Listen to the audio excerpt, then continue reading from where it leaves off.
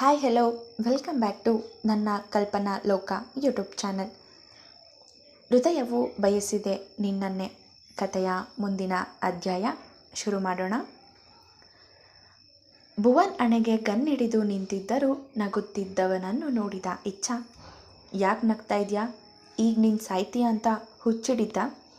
ಇವತ್ತೇ ನಿನ್ನ ಕೊನೆ ದಿನ ಕಣೋ ಎಂದು ನಿಧಾನವಾಗಿ ಟ್ರಿಗರ್ ಒತ್ತುತ್ತಿರುವ ಸದ್ದು ಕಿವಿಗೆ ಬಿದ್ದರೂ ಅವನ ಮುಖದಲ್ಲಿ ನಗು ಕಡಿಮೆಯಾಗಲಿಲ್ಲ. ಈಗ ಹುಚ್ಚು ಹಿಡಿಯೋದು ನನಗಲ್ಲ, ನಿನಗೆ ಇಚ್ಛಾ. ನೀನು ನನ್ನನ್ನು ಸಾಯಿಸ್ದೆ ಅಂತಿಡ್ಕೊ, ನಾನಂತೂ ಆರಾಮಾಗಿ ಸತ್ತು ಹೋಗ್ತೀನಿ. ಆಮೇಲೆ ನಿನ್ನ ಮಗು ಕೂಡ ಪರಲೋಕ ಸೇರುತ್ತೆ. ನಾನು ಕೊಟ್ಟಿರೋ ಪಾಯ್ಸನ್ ಇಂಜೆಕ್ಷನ್ ಪವರ್ ಕಡಿಮೆ ಆಗಬೇಕು ಅಂದರೆ ಇನ್ನೊಂದು ಇಂಜೆಕ್ಷನ್ ಕೊಡಬೇಕು. ಅದಿರೋದು ನನ್ನ ಹತ್ರ ಮಾತ್ರ ಎಂದನು ವ್ಯಂಗ್ಯವಾಗಿ ನಗುತ್ತಾ. ನೋ, ನಾನು ನಿನ್ನ ಮಾತು ನಂಬೋದಿಲ್ಲ. ನೀನು ಎಂಥ ಮೋಸ್ಕರ ಅಂತ ನನಗೆ ಚೆನ್ನಾಗಿ ಗೊತ್ತು ಎಂದು ತನ್ನ ಕೈಯಲ್ಲಿ ಇರುವ ರಿವಾಲ್ವರ್ ಅನ್ನು ಅವನ ಹಣೆಗೆ ಒತ್ತಿದಳು. ನೀನು ನಂಬಿದ್ರು ಬಿಟ್ಟರು ನನಗೇನು ವ್ಯತ್ಯಾಸ ಆಗೋದಿಲ್ಲ. ಇವತ್ತು ಈ ಮಗು ಸಾಯೋದು ನಿಶ್ಚಿತ. ನಿನ್ನ ಮಗು ಸಾಯಬಾರ್ದು ಅಂದರೆ ನೀನು ಮೈಕಲ್ ಜೊತೆ ಹೋಗಬೇಕು ಎಂದು ತಣ್ಣಗೆ ನುಡಿದ ಭುವನ್. ನಿನ್ನಂಥ ಹಲ್ಕಟ್ ಬೇವರ್ಸಿನ ನಾನು ಗೆಲ್ಲೂ ನೋಡಿಲ್ಲ. ಕೈ ಹಿಡಿದು ಹೆಂಡ್ತಿಯನ್ನು ತಲೆ ಹಿಡಿಯೋ ನೀನು ಒಂದು ಗಂಡಸ. ಥೂ, ನಿನ್ನ ಜನ್ಮಕ್ಕಿಷ್ಟು ಬೆಂಕಿ ಹಾಕ. ನಾನು ಗಂಡು ಗಂಡು ಅಂತ ಮೆರೀತಿಯಲ್ಲ, ಇಷ್ಟೇನ ನಿನ್ನ ಗಂಡಸ್ತನ? ಪುಟ್ಟ ಮಗುವನ್ನು ಇಟ್ಕೊಂಡು ಆಟ ಆಡೋದು ಗಂಡಸ್ತನನ? ನಿನ್ನನ್ನು ಕೊಂದು ಮಗುವನ್ನು ಎತ್ಕೊಂಡು ಹೋಗೇ ಹೋಗ್ತೀನಿ. ಯಾವ ಡಾಕ್ಟರ್ ಹತ್ರ ಇರದೆ ನಿನ್ನ ಹತ್ರ ಮಾತ್ರ ಇಂಜೆಕ್ಷನ್ ಇದೆ ಅಂದರೆ ನಾನು ನಂಬಿಡ್ತೀನ? ನೆವರ್. ಈ ಇಚ್ಛಾ ಮಾಧವನ ಯಾಮಾರಿಸೋದು ಅಷ್ಟು ಸುಲಭ ಅಲ್ಲ. ಒಬ್ಬೊಬ್ಬರನ್ನಾಗಿ ನಿಮ್ಮ ಮೂರನ್ನು ಇವತ್ತು ಯಮಪುರಿಗೆ ಕಳಿಸ್ತೀನಿ ಎಂದವಳೆ ರಿವಾಲ್ವರ್ ಜಯೇಂದ್ರನ ಕಡೆ ತಿರುಗಿಸಿ ಒತ್ತಿಯೇ ಬಿಟ್ಟಳು. ಭುವನ್ ಏನೋ ಮಾಡ್ತಾನೆ, ಇಚ್ಛಾಳಿಂದ ಏನೂ ಮಾಡೋದಕ್ಕೆ ಸಾಧ್ಯ ಇಲ್ಲ ಎಂದು ಬಂಡ ಧೈರ್ಯದಿಂದ ನಿಂತಿದ್ದ ಜಯೇಂದ್ರನ ಎದೆ ಸೀಳಿತ್ತು ರಿವಾಲ್ವರ್ನಿಂದ ಬಂದ ಗುಂಡು. ಅಚ್ಚರಿಯಿಂದ ಕಣ್ಣು ತೆರೆದಂತೆ ಕೆಳಗೆ ಬಿದ್ದು ಎದೆ ಹಿಡಿದು ವಿಲವಿಲ ಒದ್ದಾಡತೊಡಗಿದ. ನೋ ಎಂದು ಕಿರುಚಿದ ಭುವನ್.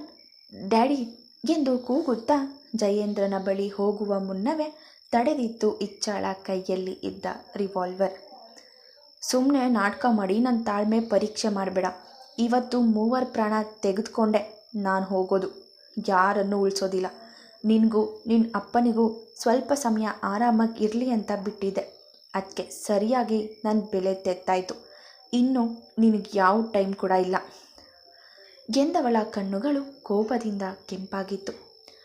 ತಾನು ನಿಂತಲ್ಲಿಂದ ಸರಿದು ಇಚ್ಛಾಳಿಗೆ ತಿಳಿಯದಂತೆ ಅವಳ ಹಿಂದಿನಿಂದ ಬರಲು ಯತ್ನಿಸಿದ ಮೈಕಲ್ ಕಡೆ ತಿರುಗುವ ಮುನ್ನ ಭುವನ್ನ ಇನ್ನೊಂದು ಬದಿಗೆ ಸರಿದು ಮೈಕಲ್ ಸರಿಯಾಗಿ ಕಾಣುವಂತೆ ನಿಂತಳು ಇಚ್ಛಾ. ನೀನೇ ಜಾಣ ಅಂದ್ಕೋಬೇಡ ಮೈಕಲ್, ನನಗೂ ಬುದ್ಧಿ ಇದೆ. ಓವರ್ ಸ್ಮಾರ್ಟ್ನೆಸ್ನ ನನ್ನ ಮುಂದೆ ತೋರಿಸ್ಬೇಡ. ನೀನು ಇಲ್ಲಿಂದ ಓಡೋದಕ್ಕೆ ನೋಡಿದ್ರೆ 2ನೇ ಗುಂಡು ನಿನ್ನ ತಲೆ ಸೀಳುತ್ತೆ. ನನ್ನ ಗುರಿ ಎಷ್ಟು ನಿಖರ ಅಂತ ಈಗಾಗಲೇ ಗೊತ್ತಿದೆಯಲ್ಲ ಎಂದು ಜಯೇಂದ್ರನನ್ನು ನೋಡಿದಳು. ಉಳಿದವರ ಕಣ್ಣುಗಳು ಅವನ ಕಡೆ ಹೊರಳಿತು. ಇಚ್ಛಾ ಹಾರಿಸಿದ ಗುಂಡು ಸರಿಯಾಗಿ ಅವನ ಹೃದಯವನ್ನೇ ಸೀಳಿತ್ತು. ಜಯೇಂದ್ರ ಅಲ್ಲೇ ಬಿದ್ದು ನೀರಿನಿಂದ ಹೊರತೆಗೆದ ಮೀನಿನಂತೆ ಒದ್ದಾಡುತ್ತಿದ್ದರೆ ಅವನ ಸುತ್ತಲೂ ರಕ್ತದ ಓಕುಳಿಯೇ ಹರಿದಿತ್ತು. ನೀನೆಂಥ ಓವರ್ ಸ್ಮಾರ್ಟ್ ಅಂತ ಗೊತ್ತಿದ್ದು ಯಾಮಾರಿದ್ದು ನನ್ನ ತಪ್ಪೆ. ಹಾಗಂತ ನನ್ನನ್ನು ಸಾಯಿಸಿ ನೀನು ಬಚಾವಾಗ್ತೀಯ, ಮಗುವನ್ನು ಉಳಿಸ್ತೀಯ ಅಂತ ನೀನು ತಿಳ್ಕೊಂಡಿದ್ರೆ ಅದು ನಿನ್ನ ತಪ್ಪು. ನಾನು ಹೇಳೋ ಸತ್ಯ ಕೇಳಿದ್ರೆ ಒಂದು ಕ್ಷಣ ಕೂಡ ರಿವಾಲ್ವರ್ ನಿನ್ನ ಕೈಯಲ್ಲಿರೋದಿಲ್ಲ ಎಂದ ಭುವನ್ ಮುಖದಲ್ಲಿ ಇನ್ನೂ ಅದೇ ಕುಹಕನಗೆ. ಕೆಳಗೆ ಬಿದ್ದರೂ ಮೀಸೆ ಮಣ್ಣಾಗಲಿಲ್ಲ ಅನ್ನೋ ಜಾತಿ ನಿಂದು. ನೀನು ಈಗಾಗಲೇ ನನ್ನ ಕೈಯಲ್ಲಿ ಸಿಕ್ಕಾಕೊಂಡು ಆಗಿದೆ. ಏನು ಮಾಡಿದ್ರೂ ನೀವಿವತ್ತು ಬಚಾವಾಗೋದಿಲ್ಲ. ಇವತ್ತೇ ನಿಮ್ಮ ಕಡೆ ದಿನ ಅಂದರೂ ಅವನ ನಗು ಕಡಿಮೆಯಾಗಲಿಲ್ಲ. ನೀನು ಅಂದ್ಕೊಂಡಂತೆ ನಿನ್ನ ಮಗು, ನಮ್ಮಿಬ್ರು ಮಗು ಸತ್ತಿಲ್ಲ ಇಚ್ಛಾ. ನಮ್ಮ ಮಗು ಇನ್ನೂ ಬದುಕಿದೆ ಎಂದು ಭುವನ್ ಹೇಳುವಾಗ ಜೋರಾಗಿ ನಗತೊಡಗಿದಳು. ಸ್ವಲ್ಪ ಹೊತ್ತಿನ ನಂತರ ನಗು ನಿಲ್ಲಿಸಿ, ಮತ್ತೆ ಸುಳ್ಳು, ಎಷ್ಟು ಅಂತ ಸುಳ್ಳು ಹೇಳ್ತೀಯ ಭುವನ್? ನಾನು ನಿನ್ನ ಮಾತನ್ನು ನಂಬ್ತೀನಿ ಅಂತ ಹೇಗೆ ಅಂದ್ಕೊಂಡೆ ಎಂದವಳ ಎದುರು ತನ್ನ ಮೊಬೈಲ್ ಗ್ಯಾಲರಿ ಓಪನ್ ಮಾಡಿ ತೋರಿಸಿದ. ಅಂದು ಹೆರಿಗೆಯ ಸಮಯದಲ್ಲಿ ಇಚ್ಛಾಳ ಪಕ್ಕ ಇದ್ದ ಮಗುವನ್ನು ನರ್ಸ್ ಭುವನ್ ಕೈಗಿಟ್ಟರೆ ಭುವನ್ ಆ ಮಗುವನ್ನು ಇನ್ಯಾರೋ ಹೆಂಗಸಿನ ಕೈಗೆ ಕೊಟ್ಟಿದ್ದ. ಆ ಹೆಂಗಸು ತನ್ನ ಕೈಯಲ್ಲಿ ಇದ್ದ ಸತ್ತ ಮಗುವನ್ನು ಇಚ್ಛಾಳ ಪಕ್ಕ ಮಲಗಿಸಿದ ವಿಡಿಯೋದ ತುಣುಕದು. ಆ ವಿಡಿಯೋದಲ್ಲಿ ನರ್ಸ್ ಹಾಗೂ ಆ ಹೆಂಗಸಿನ ಮುಖವನ್ನು ಬ್ಲರ್ ಮಾಡಲಾಗಿತ್ತು. ಆ ವಿಡಿಯೋದಲ್ಲಿ ಇಚ್ಛಾಳ ಮುಖ, ಭುವನ್ನ ಮುಖ ಸ್ಪಷ್ಟವಾಗಿ ಗೋಚರಿಸುತ್ತಿತ್ತು. ಅದನ್ನು ನೋಡುತ್ತಿದ್ದ ಹಾಗೆ ಅವಳ ಕೈಯಲ್ಲಿದ್ದ ರಿವಾಲ್ವರ್ ಕೆಳಜಾರಿ ನೆಲದ ಮೇಲೆ ಬಿದ್ದು ಸದ್ದಾಯಿತು. ಭುವನ್ ಕೈಯಲ್ಲಿ ಇದ್ದ ಅವನ ಮೊಬೈಲ್ ಎಳೆದುಕೊಂಡು ವಿಡಿಯೋವನ್ನು ಎವೆಕ್ಕೆಯಿಂದ ನೋಡತೊಡಗಿದಳು. ಅಂದರೆ ನನ್ನ ಮಗು ಬದುಕಿದ್ಯಾ? ನನ್ನನ್ನು ಯಾಮೋರ್ಸೋಕ್ಕೆ ಸುಳ್ಳು ಹೇಳ್ತಾ ಇಲ್ಲ ತಾನೆ? ಎಲ್ಲಿ ಭುವನ್? ನನ್ನ ಮಗು ಎಲ್ಲಿದೆ ಹೇಳು ಎಂದು ಇಚ್ಛಾ ಕೇಳಿಕೊಳ್ಳುತ್ತಿದ್ದರೆ ಅವನ ಮೊಗದಲ್ಲಿ ಅಹಂ ತಾಂಡವಾಡುತ್ತಿತ್ತು. ಅವನ ಕೊರಳ ಪಟ್ಟಿ ಹಿಡಿದು ತನ್ನ ಕಡೆ ಎಳೆದುಕೊಂಡು, ಹೇಳಲೋ ನಾಯಿ, ಎಲ್ಲೋ ನನ್ನ ಮಗು, ಹೇಳು ಎಲ್ಲಿದೆ? ಇವತ್ತು ನಿನ್ನ ಸತ್ಯ ಹೇಳಿಲ್ಲ ಅಂದರೆ ಸಾಯಿಸ್ಬಿಡ್ತೀನಿ ಎಂದು ಅರುಚಾಡಿದಳು. ನಾನು ಹೇಳಲ್ಲ. ನಾನು ಸತ್ಯ ಹೇಳಬೇಕು ಅಂದರೆ ನೀನು ಮೈಕಲ್ ಜೊತೆ ಹೋಗಬೇಕು. ನೀನು ಅವನ ಜೊತೆ ಹೋದರೆ ನಾನೇ ನಿನ್ನ ಮಗುನ ನಿನ್ನ ಕೈ ಕೊಡ್ತೀನಿ. ಆ ಮಗು ಈಗಲೂ ನನ್ನ ವಶದಲ್ಲಿದೆ. ನೋ, ನೀನು ಸುಳ್ಳು ಹೇಳ್ತಾ ಇದ್ಯಾ. ನಾನು ಅವನ ಜೊತೆ ಹೋದರೆ ನನ್ನ ಮಗುನ ಶಾಶ್ವತವಾಗಿ ಕಳ್ಕೊತೀನಿ. ಇಲ್ಲ, ನಾನು ಹೋಗೋದಿಲ್ಲ ಎಂದು ಹಠ ಹಿಡಿದು ಕುಳಿತವಳಿಗೆ ಭುವನ್ ಎಂಥ ಕಪಟ ನರಿ ಎಂದು ತಿಳಿದಿತ್ತು. ನೋಡು ಇಚ್ಛಾ, ನಿನ್ನ ಮಗು ಎಲ್ಲಿದೆ ಅನ್ನೋ ಸತ್ಯ ನನಗೆ ಬಿಟ್ಟರೆ ಮೈಕಲ್ಗೆ ಮಾತ್ರ ಗೊತ್ತಿರೋದು. ಅವನ ಜೊತೆ ಹೋದರೆ ಮಾತ್ರ ನಿನಗೆ ಸತ್ಯ ಗೊತ್ತಾಗೋದು. ನೀನು ನಮ್ಮನ್ನು ಕೊಂದೆ ಅಂತಿಟ್ಕೋ. ಈ ಮಗು, ನಿನ್ನ ಮಗು ಎರಡೂ ನಿನ್ನ ಪಾಲಿಗಿಲ್ಲ. ಅದೇ ನನ್ನ ಮಾತು ಕೇಳಿ ಮೈಕಲ್ ಜೊತೆ ಹೋದರೆ ನಿನ್ನ ಮಗು ನಿನ್ನ ಕೈ ಸೇರುತ್ತೆ. ಯೋಚನೆ ಮಾಡಿ ನೋಡು ಎಂದು ಅವಳ ತಾಯಿ ಮಮತೆಯ ಜೊತೆ ಆಟ ಆಡತೊಡಗಿದ. 1 ನಿಮಿಷ ಯೋಚನೆ ಮಾಡಿದ ಇಚ್ಛಾ, ಆಲ್ ರೈಟ್, ನಾನೀಗ ಮೈಕಲ್ ಜೊತೆ ಹೋಗ್ತೀನಿ. ನೀನು ಭರತ್ ಮಗುನ ಅವನಿಗೆ ಒಪ್ಸು ಪ್ಲೀಸ್. ಒಂದು ಮಗುವಿನ ಜೀವದ ಜೊತೆ ಆಟ ಆಡಬೇಡ. ನಿನಗೆ ಒಳ್ಳೆಯದಾಗಲ್ಲ ಭುವನ್ ಎಂದವಳು ಬಂದದ್ದನ್ನು ಬಂದಂತೆ ಎದುರಿಸುವ ಛಲ ಹೊಂದಿದ್ದಳು. ಇಚ್ಛಾಳನ್ನು ಇಲ್ಲಿಗೆ ಕರೆದುಕೊಂಡು ಬಂದ ವ್ಯಕ್ತಿ ಹೊರಗಿನಿಂದ ಓಡಿ ಬಂದು, ಬಸ್ ಪೊಲೀಸ್ ಬರ್ತಿದ್ದಾರೆ, ಇಲ್ಲಿಂದ ತಪ್ಪಿಸ್ಕೊಳ್ಳಿ ಎಂದು ವಿಷಯ ತಿಳಿಸಿ ಓಡಿದ. ಅಂದರೆ ಭರತ್ ಖಂಡಿತ ಬರ್ತಿದ್ದಾನೆ. ಇವಳನ್ನು ಹುಡ್ಕೊಂಡು, ಮೈಕಲ್ ಇವಳನ್ನು ಹಿಡ್ಕೊ, ನಾನು ಮಗುವನ್ನು ಎತ್ಕೋತೀನಿ. ಈ ಮಗು ಹೇಗಿದ್ರೂ ಸ್ವಲ್ಪ ಹೊತ್ತಲ್ಲಿ ಸಾಯುತ್ತೆ. ಅಲ್ಲಿ ತನಕ ಮಗು ನಮ್ಮ ಜೊತೆನೇ ಇರಲಿ. ಅವನ ಕೈಗೆ ಈಗಲೇ ಮಗು ಸಿಗಬಾರ್ದು. ಆ ಕಡೆ ಅತಿಯಾಗಿ ಪ್ರೀತಿಸೋ ಹೆಂಡತಿನೂ ಸಿಗಬಾರ್ದು, ಈ ಕಡೆ ಮಗಳು ಸಿಗಬಾರ್ದು. ಇಬ್ಬರನ್ನ ಕಳ್ಕೊಂಡು ಹುಚ್ಚು ಹಿಡಿಸ್ಕೊಂಡು ಬೀದಿ ಅಲಿಬೇಕವನು. ಆಗಲೇ ನನ್ನ ಸೇಟ್ ತೀರೋದು ಎಂದು ಆವೇಶದಲ್ಲಿ ನುಡಿದ ಭುವನ್ ಬಾಯಿಯಿಂದ ಅವನ ಮನದ ಉದ್ದೇಶ ಹೊರಬಂದಿತು. ಭುವನ್ ಕೆಳಗೆ ಬಿದ್ದಿದ್ದ ಇಚ್ಛಾಳ ರಿವಾಲ್ವರ್ ಎತ್ತಿಕೊಂಡು ಮಗುವಿನ ಬಳಿ ಹೋದರೆ ಮೈಕಲ್ ಇಚ್ಛಾಳನ್ನು ಹಿಡಿಯಲು ಬಂದಿದ್ದ. ಇಚ್ಛಾಳಿಗೆ ಈಗ ಕಾಣದ ತನ್ನ ಮಗುವಿಗಿಂತ ಕಣ್ಣೆದುರು ಇರುವ ಭರತ್ ಮಗುವಿನ ಜೀವ ಉಳಿಸುವುದೇ ಮುಖ್ಯವಾಗಿ ಕಂಡಿತ್ತು ಅವಳಿಗೆ. ತನ್ನ ಮಗುವನ್ನು ಕಳೆದುಕೊಂಡು ಅತ್ತವಳ ನೋವು ಮರೆಸಿತ್ತು ಆ ಮಗು. ತಾಯ್ತನದ ಸುಖ ಅನುಭವಿಸಿದ್ದು ಇಕ್ಷಿತಾಳಿಂದ. ಮಗುವಿನ ತೊದಲ ನುಡಿಯಲ್ಲಿ ಅಮ್ಮ ಎಂದು ಅವಳನ್ನೇ ಅಮ್ಮ ಎಂದು ಒಪ್ಪಿಕೊಂಡಿರುವಾಗ ಕಾಣದ ಮಗುವಿಗೆ ಹಂಬಲಿಸುತ್ತಾ ಈ ಮಗುವಿನ ಜೀವ ಪಣಕ್ಕಿಡಲು ಅವಳು ಸಿದ್ಧಳಿರಲಿಲ್ಲ. ಅವಳನ್ನು ಹಿಡಿಯಲು ಬಂದ ಮೈಕಲ್ ಕೈಯಿಂದ ಬಿಡಿಸಿಕೊಂಡು ಭುವನ್ ಬಳಿಗೆ ಓಡಿದಳು. ಈ ಮಗುನ ಬಿಡು ಭುವನ್, ಇಕ್ಷಿತಾ ನನ್ನ ಮಗಳು. ಅವಳಿಗೇನು ಆಗೋದಕ್ಕೆ ನಾನು ಬಿಡೋದಿಲ್ಲ.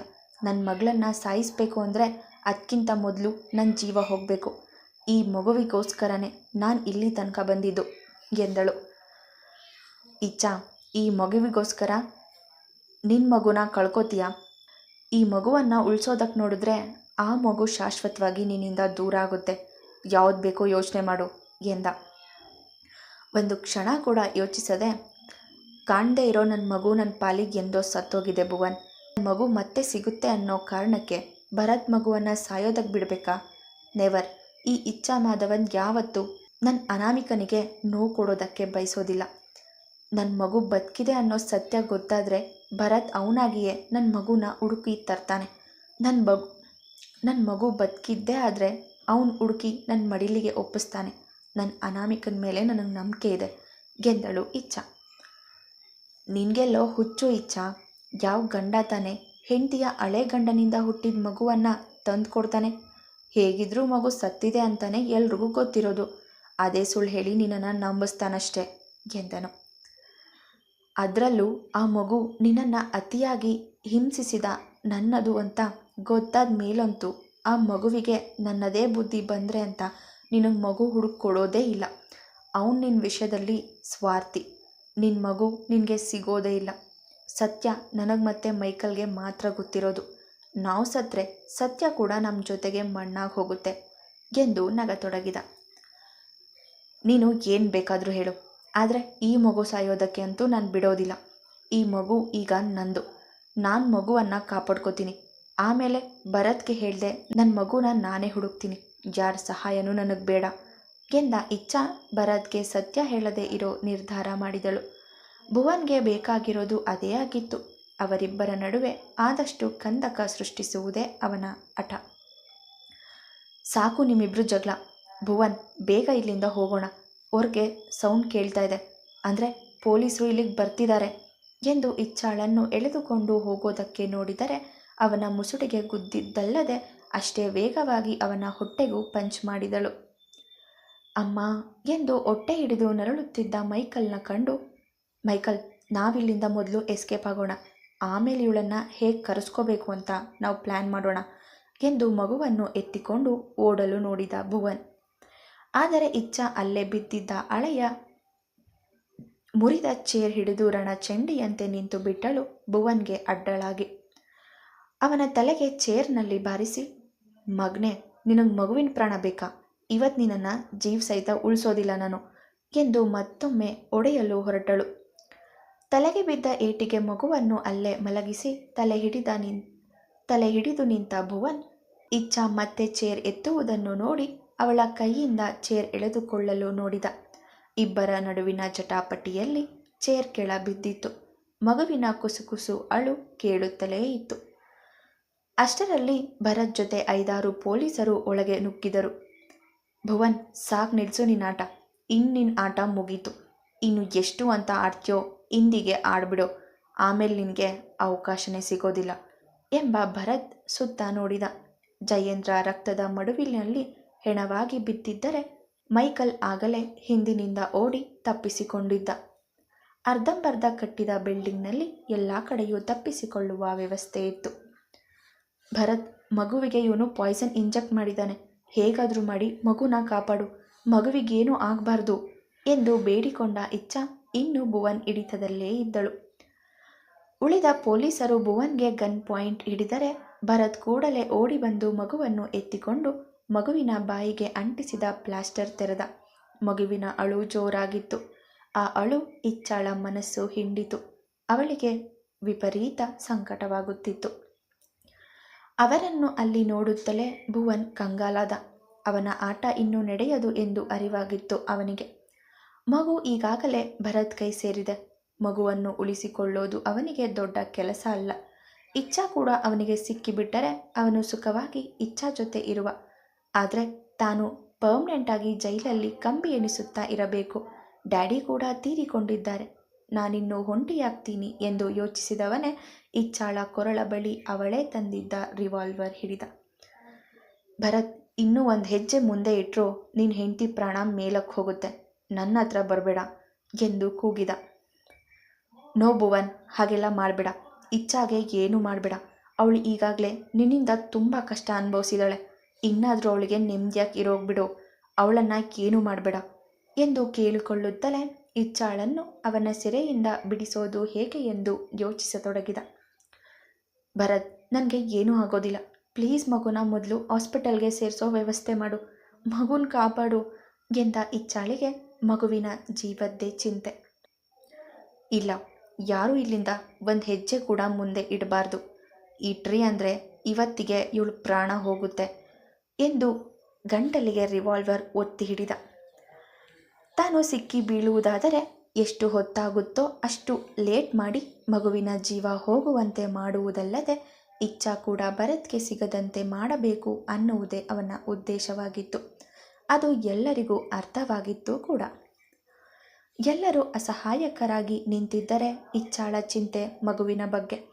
ತನ್ನ ಜೀವ ಉಳಿಯಬೇಕು ಅನ್ನುವ ಕಾರಣಕ್ಕೆ ಮಗುವಿನ ಜೀವ ಪಣಕ್ಕಿಡಲು ಅವಳು ಸಿದ್ಧಳಿರಲಿಲ್ಲ. ಹೇಗಾದರೂ ಮಾಡಿ ಮಗುವನ್ನು ಉಳಿಸುವುದಲ್ಲದೆ ತಾನೂ ಕೂಡ ಬಚಾವಾಗುವ ದಾರಿ ನೋಡಬೇಕು ಎಂದು ಯೋಚಿಸಿದ ಇಚ್ಛಾ ಬಾಗಿ ಭುವನ್ ಕೈಗೆ ಕಚ್ಚಿದಳು. ಮೊದಲೇ ಟ್ರಿಗರ್ ಒತ್ತಿ ರೆಡಿಯಾಗಿದ್ದ ಗುಂಡು ಅವಳ ಕೊರಳು ಸೇರುವ ಬದಲಾಗಿ ಅವಳ ಎದೆಯನ್ನು ಹೊಕ್ಕಿತ್ತು. ಅಮ್ಮ ಎಂಬ ಇಚ್ಛಾಳ ಆರ್ತನಾದದ ನಡುವೆ ಇಚಾ ಎನ್ನುವ ಭರತ್ ಕೂಗು ಕೂಡ ಅಲ್ಲಿ ಕೇಳಿಸಿತು. ಮುಂದುವರಿಯುವುದು.